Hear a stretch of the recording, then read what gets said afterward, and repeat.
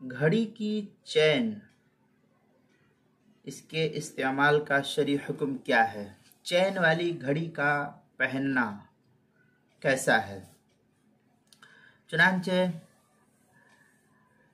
پھیتا جو عموماً چمڑے کا یا پلاسٹک کا یا اور کسی بھی چیز کا ہو، تو پھیتا گھڑی کی حفاظت کے لیے باندھا جاتا ہے۔ اگر وہ پھیتا نہ ہو تو گھڑی کلائی پر رکے، یہ ممکنات میں سے نہیں ہے، یہ ناممکن بات ہے۔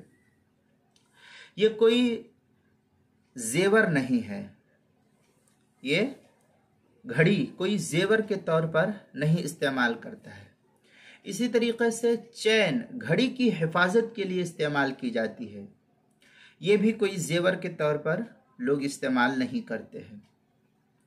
مروجہ چین جو کہ نہ چاندی کی ہے اور نہ سونے کی، بلکہ ایک کوئی عام دھات کی ہے، تو یہ گھڑی کی حفاظت کے لیے باندھے ہوئے نماز پڑھتا ہے، تو گھڑی کی حفاظت مقصود ہے یہاں۔ تو گھڑی کی حفاظت کے لیے باندھے ہوئے نماز پڑھنا درست ہے، جیسا کہ پھیتا باندھے ہوئے نماز پڑھنا درست ہے۔ فتاوی شامی میں ہے، بقی الکلام فی بند الساعة